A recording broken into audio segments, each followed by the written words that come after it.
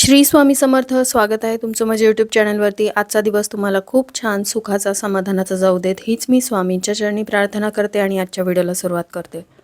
तर आज आहे दिवाळीचा दुसरा महत्त्वाचा सण धनत्रयोदशी. आपल्याला आजच्या दिवशी तुळशीला एक अतिशय महत्त्वाची वस्तू अर्पण करायची आहे, ज्यामुळे आपल्याला धनलाभ होऊ शकतो. तर ही वस्तू कोणती आहे, नंतर त्या वस्तूचं आपल्याला काय करायचं आहे, ही संपूर्ण माहिती आजच्या व्हिडिओमध्ये शेअर करणार आहे. त्यामुळे व्हिडिओ स्किप न करता शेवटपर्यंत बघत राहा.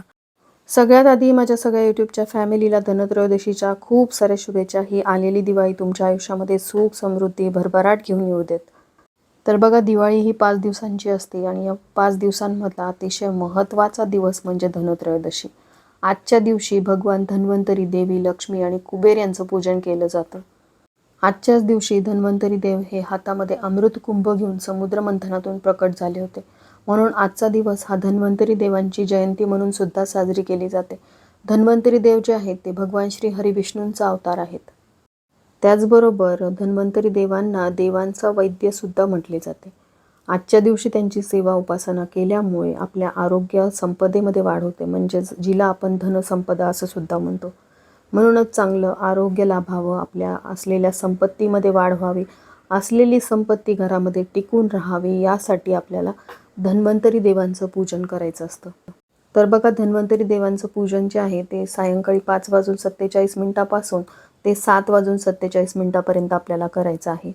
धन्वंतरी देव, देवी लक्ष्मी आणि कुबेर यांचं पूजन कसं करावं, पूजाविधी कशा प्रकारे करायची आहे, ही संपूर्ण माहिती मी एका व्हिडिओमध्ये शेअर केलेली आहे. तुम्ही तो व्हिडिओ बघू शकता. आजच्या दिवशी धन्वंतरी देवांना प्रिय असलेल्या वस्तूंचा नैवेद्य अर्पण केला जातो. धन्वंतरी देव यांना आयुर्वेदाचार्य म्हटले जाते. आयुर्वेदामध्ये ज्या गोष्टींचा वापर करून औषधोपचार केला जातो, अशाच गोष्टी त्यांना अर्पण केल्या जातात, ज्यामध्ये लवंग, वेलची, खडे मसाले ह्या सर्व गोष्टींसहित पुदिना, तुळस ह्यासारख्या गोष्टीसुद्धा अर्पण केल्या जातात. आणि आजच्या दिवशी तुळशीला एक अतिशय महत्त्वाची वस्तू अर्पण करायची आहे, कारण तुळशीला हरिप्रिया म्हणतात आणि धन्वंतरी देवता जे आहेत ते श्रीहरी विष्णूंचाच अवतार आहेत. त्यामुळे श्रीहरी विष्णूंना प्रिय असलेली ही तुळस इथे आपण काही सेवा आणि उपाय केले तर साक्षात धन्वंतरी देव म्हणजे श्रीहरी विष्णूंची कृपा आपल्या घरावरती राहते. आणि ज्या घरामध्ये श्रीहरी विष्णूंची सेवा केली जाते तिथून देवी लक्ष्मी कधीही जात नाही. तर बघा, दिवाळीच्या 5ही दिवसांमध्ये शक्य तितके उपाय करून आपल्याला देवी लक्ष्मीला आपल्या घरामध्ये स्थिर अखंड ठेवायचं आहे. तुमच्यापासून माझ्यापर्यंत प्रत्येकाला पैसा हवा आहे. पैसा म्हणजेच लक्ष्मी. आता आपण कष्ट मेहनत करतो, त्याचा मोबदला म्हणून आपल्या घरामध्ये जो पैसा येतो त्याला स्थिर ठेवण्यासाठी हे उपाय दिवाळीच्या 5 दिवसांमध्ये आपल्याला करायचे आहे, कारण ही संधी आपल्याला वर्षातून एकदाच मिळत असते. तर बघा, संध्याकाळी दिवे लागणीच्या वेळेस आपल्याला तुळशीजवळ हा उपाय करायचा आहे. तर आपण देवाजवळचा दिवा प्रज्वलित केलेला आहे. त्यानंतर संध्याकाळी आपल्याला धन्वंतरी देवांचं पूजन करायचं, त्यासाठीची मांडणी आपल्याला करून घ्यायची आहे. आता धन्वंतरी देवांना आपण जो नैवेद्य अर्पण करणार आहोत त्यामध्ये मी सांगितल्याप्रमाणे सर्व खडे मसाले, त्याचबरोबर सगळ्यात महत्त्वाचा जो नैवेद्य आजच्या दिवशी अर्पण केला जातो तो म्हणजे धणे आणि गुळाचा. याशिवाय धन्वंतरी देवांचा नैवेद्य हा अपूर्ण आहे. तर या दिवशी मुठभर का होईना नवीन धणे खरेदी करून आणायचे आहेत आणि त्याचा नैवेद्य आपल्याला धन्वंतरी देवांना अर्पण करायचा आहे. या दिवशी आजच्या मुहूर्तावरती, आजच्या तिथीवरती हे धने खरेदी करून आणल्यामुळे आपल्या धनसंपत्तीमध्ये वाढ होते, आपल्या घरामध्ये धनाची कमतरता भासत नाही. तर हे धने खरेदी करून आणलेले आपल्याला धन्वंतरी देवांना अर्पण करायचे आहेतच, पण त्याआधी आपल्याला तुळशीजवळ एक उपाय करायचा आहे. तुळशीजवळ हा उपाय करण्यासाठी तुम्हाला एक शुद्ध गाईचा तुपाचा दिवा तिथे प्रज्वलित करायचा आहे. शुद्ध गाईचं तूप तुमच्याकडे नसेल तर म्हशीचं घ्या. एखादी पंती, नवीन आणलेली, दिवाळीसाठी आणलेली पंती आपल्याला घ्यायची आहे.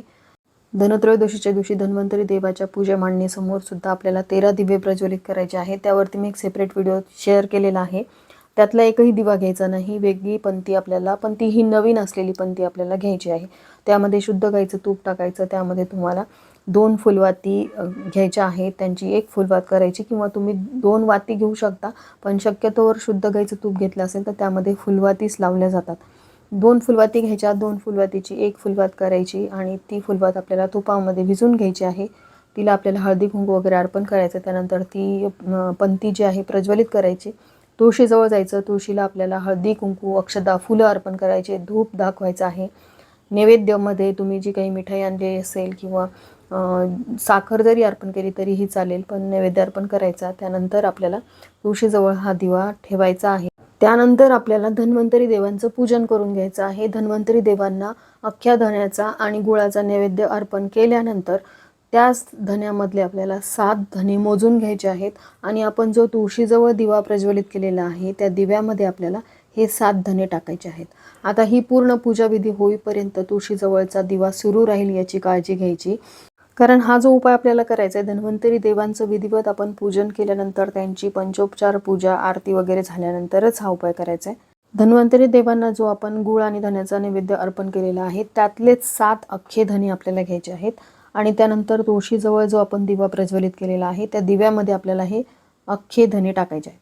आता हे धने जे आहेत ते अभिमंत्रित झालेले आहेत. हे साधे धने नाहीत, आपण धन्वंतरी देवांसमोर ठेवलेले हे धने आहेत.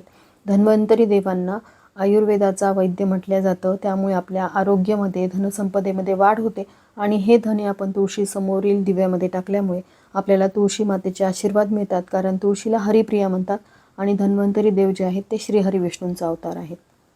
तुळशीसमोर हा अतिशय साधा सोपा उपाय केल्यामुळे धन्वंतरी देवता, देवी लक्ष्मी, कुबेर यासह देवी तुळशीचे सुद्धा आपल्याला आशीर्वाद लाभतील. आपल्या घरामध्ये धनधान्याची कमतरता भासणार नाही.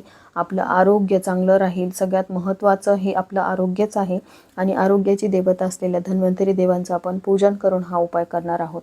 आता दुसऱ्या दिवशी त्या धन्यांचं तुम्हाला काय करायचं आहे, तर आता हे तुळशीसमोर जो दिवा प्रज्वलित केला होता त्या दिव्यामध्ये आपण हे 7 अख्खे धने टाकले होते. आता हे धने जे आहे ते दिव्यामुळं जळालेले असतील, त्यामुळे त्याचा आपल्याला वापर करता येणार नाही. त्याला आपल्याला निर्माल्यामध्येच टाकावं लागेल. पण तसं न करता तुम्हाला ती वात म्हणजे जी जोडवात घेतलेली आहे ती पूर्ण जळून गेलेली असेल, त्यानंतर हे जे धने घेतलेले आहेत ते देखील जळालेले असतील, तर हे दोन्ही घ्यायचे आहेत आणि एखाद्या झाडाच्या मातीमध्ये ते दाबायचे आहेत. कारण यावरती आपण धनसंपत्तीसाठी उपाय केलेला आहे, त्यामुळे त्याला निर्माल्यामध्ये फेकून न देता आपल्या घराच्याच एखाद्या झाडाच्या मातीमध्ये हे धणे आणि ती वात जी आहे ती दाबून द्यायची आहे. निर्माल्यात फेकण्याची चूक करू नका, कारण यावरती आपण उपाय केलेला आहे. या आधीच्या व्हिडिओमध्ये मी धन्यांचा तुम्हाला 3 ठिकाणी उपाय करायचा आहे, ज्यामुळे धनधान्याची आपल्या घरामध्ये कधीही कमतरता भासणार नाही. धनवर्षा वर्षभर होत राहील.